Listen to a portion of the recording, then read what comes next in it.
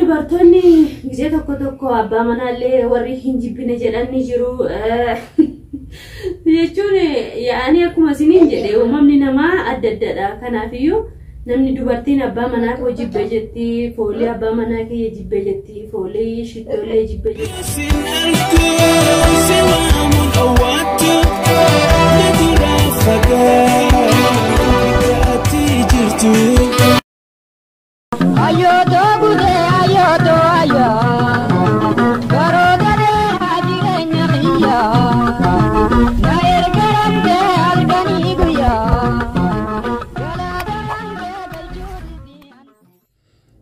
Hashama harka fuunee kabajamtoota hordoftoota kiyyaa jiruuf jireenyi badhaadhaa isiniin jedha. Obboleeyyan kiyya qaqqaalii bakka jirtanitti nageenyi kiyyaa isin haa qaqqabu. Biyya keessas biyya alaas warreen jirtan hunda keessanii isiniin jedha. Isinirraa bannee jirra samoon ammoo isiniin jedha. Wanti nu balleesse gaa'aa haaluma jiruuf jireenyaati nutti isin tolu gisee tokko dadhabbiinis nama jirti. Kanaafiyyuu amma immoo deebinee dhufnee jirra. Keessumaa wajjin dhufne kunoo keessummaan kiyya sabkee bariidha isiniin jedha. Jirtuu jedhin? Jirtuu jedhin? Aywa jirra isin jedhaniiru isaanillee. Akkuma beekamu hordoftootaaf kabajamtoota kiyya har'a waan adda tokko isiniif qabadhee dhufee jira jechuudha. Namni kuni ogguu garaa qabu waa hedduu isa hawwisiisaa yookiin immoo waa hedduu isa feesisaa jechuudha. Fedhannaan kiyya waanuma addaa kana isiniin jedha obboleeyyan kiyya. Waan na feesise kana maalidha naan jechuu dandeessu. Natti immoo hin kolfiina. Namni garaa qabu waa arge fedha jechuudha akkuma isiniin jedhe. Kanaafiyyuu waan ajaa'ibaati. Waan namatti toludhallee jechuudha. Uumamni nama maraatu garagaradha. Namni biyyee feesisu jira, namni kasala kana nyaatu jira, nama waa hedduu feesisu jira. Hangaruu kanarraallee bilisadha. Akkuma isiniin jedhe hordoftootaaf kabajamtoota kiyyaa hawwiin nama hundaa garagaraa isiniin jedhe isiniif ibsee ture seensa viidiyoo kiyyaa irratti jechuudha. Dhugaa dubbatuudhaaf ani immoo maaltu akkana hawwisiise beektanii waan ramadaana keessa godhatanii baatii ramadaana namni wallaalee hin jiru jechuun biyyattis ta'ee biyya arabaarrattis ta'ee namni waan ramadaana kana wallaalee hin jiru jechuudha. Baatii ramadaana akkuma beekamu baatii rahamataati, baatii hedduu namatti toludha, baatii waan hundi riskiin hundi jirtudha. Maaliif yoo jettanii namni hundiyyuu hin salaataa baay'ee namatti tola jechuudha. Baatii ramadaana jechuun baatii kabajamaa, baatii hedduu nama gammachiisu jechuudha. An akka kiyyaatti ramadaana baay'ee natti tola. Ramadaana keessa waa guddoo jira, waa gammachuu hedduu jira. Ramadaanni osoo ijoollee ganda arabaa hojjettuuf xiqqoo ulfaata malee osoo waggaa guutuutti ramadaana ta'e baay'ee namatti tola. Kanaafiyyuu ramadaan waggaatti osoo kabajanii hedduu namatti tola. Innaan immoo waan ramadaana kana keessa jiru waa hunda na feesisee jechuudha. Akkuma beekamu kottu na bira taa'e. Kottu dhiifama hordoftoota biyya daa'iman na jeeqaa jira. Waan ramadaana kana keessaa waan na feesise hundasaa qopheeffadhee jira jechuudha. Akkuma beekamu maal qopheeffattan yoo jettanis kunoo akkuma agartanidha.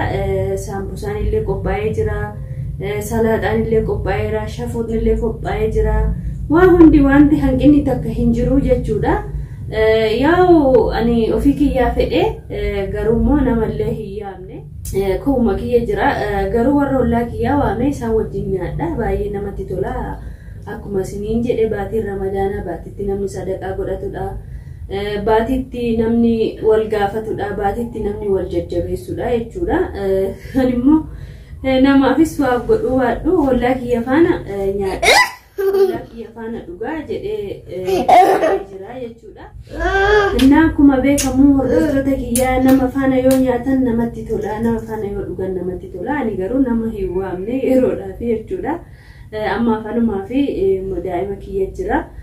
Abbaan sakkee barillee dalagaadha dhufaa jira jechuudha. Isaafillee kuni mufaajaadha jechuudha. Maaliif yoo jettan bakka namni kuni hogguu garaa qabu waa hedduu isa feesisa.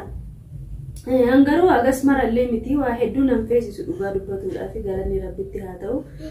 Yeroo baay'ee dubartoonni takka beekaas haa ta'u dhugaadhaanis haa ta'u keessatti dubartiin qabeenya qaban kun waa hedduu nu hawwisiisaa nu dadhabsiisaa akkas jedhu dadhabbiin illee numa jiru tokko abbaa manaallee warri hin jibbine jedhanii jiru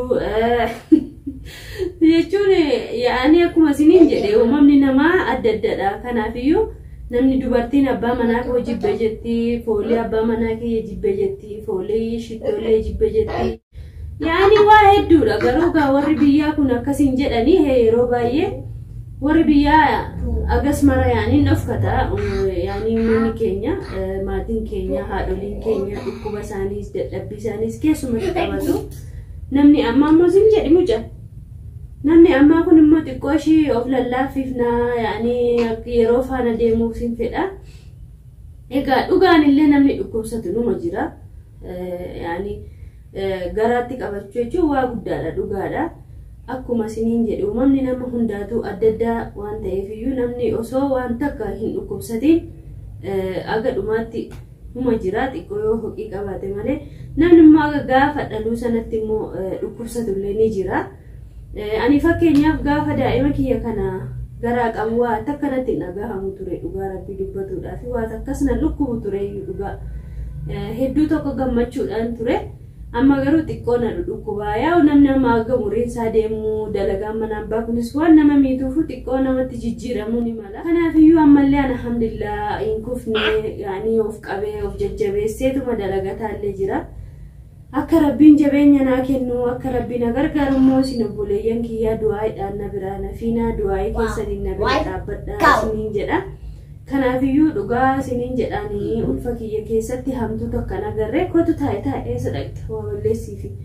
Hamtuutu akkana agarree ammallee rabbiin hamtuu hin fidiini. Dhugaa isinitti himuuf waan ala na feesisu kana osoo isinitti mee inni natti kolfituyyuu jechuudha. Rabbi waan miskiinummaa kiyya laaleetu laata'edha gizee tokko tokko. Akka daa'imaan ayiskiriima kana fa'aa fedhaa, boqqoolloo affeellii fedhaa waan salphaa agartanii rabbiin naa laaffise. Malee namoonni tokko waanuma daa'imti nyaatus yoo arginu fedhaa uumama kuni waan namni takka harkatti qabate sana nyaatuu fedhaa. Garuu immoo yeroo baay'ee ani kan argee shamarran illee waanuma xiqqoo yoo qamma san deebi'anii isa nyaatuu fedhanii. Kanaafiyyuu kiyya kun immoo waan salphaadha rabbiin haa galatu. Ammas akkuma isiniin jedhe nyaanni kunoo qophaa'ee jira. Manni mana keessanii osoo dhuftanii na wajjin nyaattanii baay'ee natti tola. Maaliif yoo jettanii baatiin ramadaanaa akkuma isiniin jedhe baatii rahama. Sabkee barkuunoo maal akkamitti eegee ni battu. Kana guutuu kunoo ka abbaan sabkee bariyyuu mufaajaa ta'eef isiniin jedhe durallee isiniif kaasee jira. Amma figa abbaa sabkee barii fi hollaawwan kiyya hin jiru. Namoonni hedduun viidiyoo keessallee galuu hin fedhu. Namni hedduun ni beektu. Numatu jira jechuudha warra manaa. Kanaafiyyuu shorbaan har'a kana na beeksise shorbaas ni qabna dhugaa waan takka nan qabne jedhee yaada. Wanti ramadaana baatii keeriiti isinillee. Kana dhiisne. Ani kan jedhu hooma isinii hime sana iskireema kana hin fedhaa bishaan kunoo talcii jedhan sana hin fedhaa. Ilkee kana narraa naqee gaafa duraallee ammallee ilkeen koo xiqqoo na dhukkuuti dhugaa sababa isaatiin. Kanaafiyyuu hordoftoota kiyya habiibi hordoftoota kiyya osoo na wajjin nyaatanii natti tola ture garuu fageenyatti hammaatu yaadaan na bira jirtu. Baatii keerii yaadadhee isinillee keerii na yaadadhaan illee keeriin si yaadadhaa rabbiin hunda keessaniifuu yaada muraada keessanillee isiniif haa dhugaa jirtullee asumaan dubbadhu ka abbaa sabkee bareedoo hunda akkatti rakkisaa ifa manaa haa godhu. Ammaa si rakkisu wallaa kan akka kiyyaa iyyuu argatu dhugaa hordoftoota kiyya akkuma isiniin jedhe dubartiin nama darartanii san dararu. Halkan keessaa sa'a torbatti sa'a saddeetitti kan na feesisan jirtu. Waan fedhan immoo dirqama haa kunaa dirakkoo hin qabuuti. Kanaafiyyuu hordoftoota kiyyaa hundi keessanuu waan yaaddan akkuma isiniin jedhe rabbi isiniif haa kennu. Namni garaa qabu kun yoo du'aayee namaa godhe rabbiin nama dhagaa jedhanii hunda keessanii kan dhukkubsattan yoo jiraattan kan yaada hedduu isinirra jiru yoo jiraatan waan jiru hunda rabbiin isinirraa haa kaasu.